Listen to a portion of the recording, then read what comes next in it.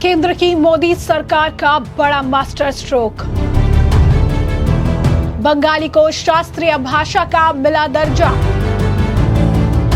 मोदी सरकार के फैसले का ममता ने दिया क्रेडिट। नमस्कार, मैं अंजलि मिश्रा, स्वागत है आप सभी का द न्यूज में। आपको बता दें कि इस वक्त के बड़ी अपडेट निकलकर सामने आ रही है। प्रधानमंत्री नरेंद्र मोदी की अगुवाई में गुरुवार को हुए केंद्रीय कैबिनेट की बैठक में भारतीय भाषा को लेकर बड़ा फैसला लिया गया।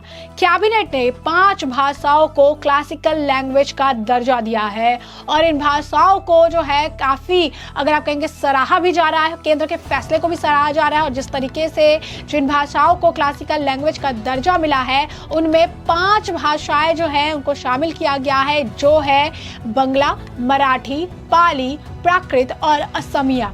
बैठक के बाद केंद्रीय मंत्री अश्विनी वैष्णव ने कहा था कि पीएम मोदी ने हमेशा भारतीय भाषाओं पर ध्यान केंद्रित किया। आज 5 भाषाओं मराठी, पाली, प्राकृत, असमिया और बंगला को शास्त्रीय भाषाओं के रूप में मंजूरी दी गई है। उन्होंने ये भी कहा था कि अपनी भाषा में हम गर्व करें। अपनी भाषा को आप कह सकते हैं कि अपनी भाषा में एजुकेशन हो, चाहे कोई भी भाषा हो, हमें अपनी भाषा पर गर्व होना चाहिए। मुझे बहुत खुशी है कि महान बंगाली भाषा को शास्त्रीय भाषा का दर्जा मिला, खासतौर पर जो है जिस तरीके से जो है देखने के लिए मिला। जिसके बाद प्रधानमंत्री नरेंद्र मोदी ने भी इसे लेकर जो है पोस्ट किया था और उन्होंने लिखा था कि मुझे इस बात की बहुत खुशी है कि महान बंगाली भाषा को शास्त्रीय भाषा का दर्जा दिया गया है। खासतौर पर दुर्गा पूजा के शुभ अवसर पर बंगाली साहित्य ने वर्षों से अनगिनत लोगों को प्रेरित किया है और मैं दुनिया भर के सभी बंगाली भाषी लोगों के लिए इसे बधाई देता हूँ। लेकिन ममता बनर्जी, पश्चिम बंगाल के मुख्यमंत्री, ने अब इस पूरे फैसले का क्रेडिट खुद लेने का फैसला कर लिया है। क्यों? क्योंकि उन्होंने जिस तरीके से पोस्ट किया है उसे बात साफ समझ आ रही है कि ये जो इतना बड़ा फैसला लिया गया है, जिसे मोदी सरकार का मास्टर स्ट्रोक बताया जा रहा है, इस फैसले का क्रेडिट चुराने का काम अब ममता बनर्जी करती हुई नजर आ रही है। उन्होंने क्या लिखा एक्स पर? उन्होंने लिखा, मुझे ये बताते हुए बेहद खुशी हो रही है कि बंगाली बांग्ला को आखिरकार भारत सरकार द्वारा शास्त्रीय भाषा का दर्जा दे दिया गया। हम संस्कृति मंत्रालय भारत सरकार की ये मान्यता छीनने की कोशिश कर रहे थे और हमने अपने दावे के पक्ष में शोध निष्कर्षों के 3 खंड प्रस्तुत किए थे। केंद्र सरकार ने आज हमारे लिए जो ये फैसला लिया है, उन्होंने कहा कि आज हमारे शोध किए गए दावों को स्वीकार कर लिया है और हम आखिरकार भारत में भाषाओं के समूह में सांस्कृतिक शिखर पर पहुंच गए। इसके बाद आपको बता दें कि ममता बनर्जी की पार्टी के नेताओं ने भी इसी तरीके से जो है पोस्ट करना शुरू किया। महुआ मोइत्रा ने भी इसी तरीके से ही पोस्ट किया। उन्होंने इस फैसले को लेकर खुशी तो जताई, लेकिन इसका क्रेडिट जो है ममता बनर्जी को टैग करके देने का जो है प्रयास वो करती नजर आई, जहां पर उन्होंने साफ तौर पर लिखा कि आपने बहुत ज्यादा एफर्ट जो है इस पूरे मामले में लगाया है। अब जिस तरीके से ममता बनर्जी और उनकी पार्टी के नेता ये दिखाने का प्रयास कर रही हैं कि ये सब कुछ तो ममता बनर्जी की वजह से ही हुआ है, ममता बनर्जी ने ही बहुत ज्यादा एफर्ट डाला है। जिसके बाद अब बीजेपी आईटी प्रमुख सलामित मालविया ने ममता बनर्जी और उनके पार्टी के इस फेक नैरेटिव की पोल भी खोल दी। उन्होंने इसे लेकर लिखा, ममता बनर्जी के पोस्ट को जो उन्होंने ट्वीट किया था उसे कोट करते हुए लिखा कि ममता बनर्जी फिर से वही करने लगी है जो उन्हें सबसे अच्छा लगता है, किसी और के काम का श्रेय लेना। वे 2004 से 14 के बीच यूपीए का हिस्सा थी। उन्होंने 2011 में पश्चिम बंगाल के मुख्यमंत्री का पद संभाला। तमिल को 2004 में, संस्कृत को 2005 में, तेलुगु और कन्नड़ को 2008 में शास्त्रीय भाषा के रूप में अधिसूचित किया गया। इन सबके बीच ममता बनर्जी ने यूपीए का हिस्सा होने के बावजूद बंगाली को शास्त्रीय भाषा का दर्जा देने की मांग नहीं की। बाद में 2013 में मलयालम को शास्त्रीय भाषा का दर्जा दिया गया। ममता बनर्जी अब तक 2 साल से बंगाल की मुख्यमंत्री जो है, बहुत लंबे साल से जो है वो रही हैं। उन्होंने बंगाली को शास्त्रीय भाषा के रूप में मान्यता देने के लिए जोर ही नहीं दिया। उन्होंने 2014 में भी बंगाली को शास्त्रीय भाषा का दर्जा देने की मांग नहीं की। जब उड़िया को शास्त्रीय भाषा के रूप में नामित किया गया था तब तक वो जो है लंबे वक्त उनको हो चुका था मुख्यमंत्री रहते हुए, तकरीबन 3 साल हो चुके थे उन्हें मुख्यमंत्री रहते हुए। और इन सभी वर्षों में पहले कांग्रेस के एक भरोसेमंद सहयोगी के रूप में और बाद में पश्चिम बंगाल के मुख्यमंत्री के रूप में वो बंगाली को शास्त्रीय भाषा का दर्जा सुनिश्चित जो है नहीं कर। उन्होंने आगे लिखा कि 2018 में पश्चिम बंगाल पुलिस ने उत्तर दिनाजपुर के दारीभीत में 2 युवा छात्रों राजेश बर्मन और तपस सरकार की गोली मारकर हत्या कर दी क्योंकि वे उर्दू के बजाय बंगाली भाषा पढ़ने वाले शिक्षकों की मांग कर रहे थे। ममता बनर्जी सरकार ने अपने वोट बैंक को खुश करने के लिए स्कूली पाठ्य पुस्तकों में कुछ बंगाली शब्दों की जगह उर्दू लिख दी है।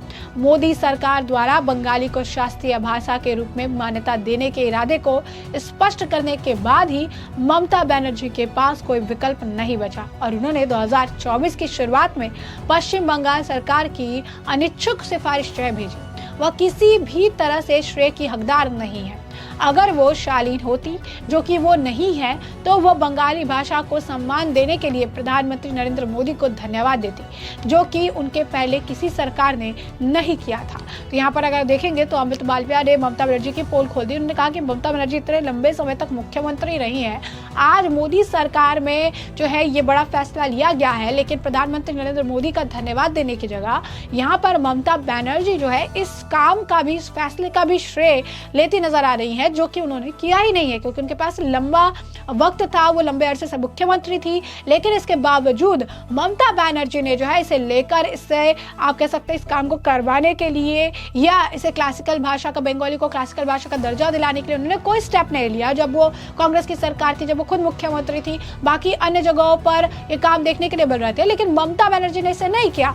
लेकिन आज ममता बनर्जी ये काम हो जाने के बाद इसका क्रेडिट ले रही है, आखिर किस हक से। वहीं जिस तरीके से केंद्र सरकार ने फैसला लिया, इसे लेकर बीजेपी नेता सुकांत मजूमदार ने भी खुशी जाहिर की। क्या कुछ कह रहे हैं सुकांत मजूमदार, जरा एक बार सुनिए। आज एक हिस्टोरिकल डे है जब बांग्ला सहित और टोटल 5 भाषाओं को क्लासिकल लैंग्वेज की दर्जा केंद्रीय सरकार की कैबिनेट की तरफ से कैबिनेट मीटिंग में दिया गया है। मैं इसलिए माननीय प्रधानमंत्री आदरणीय नरेंद्र मोदी जी का बहुत बहुत धन्यवाद करता हूं, साधुवाद करता हूं। और बंगाल को लेके स्पेशली मैं बोलना चाहूंगा, आदरणीय प्रधानमंत्री जी का बांग्ला भाषा, बंगाली कल्चर को लेके आदरणीय प्रधानमंत्री जी की तरफ से जो उच्च चिंतन है वो इससे दर्शाता है। और पश्चिम बंगाल के हर एक बंगाली की तरफ से, हर एक बंगाली की तरफ से मैं आदरणीय प्रधानमंत्री जी को और उनकी पूरी कैबिनेट को बहुत बहुत धन्यवाद देता हूं।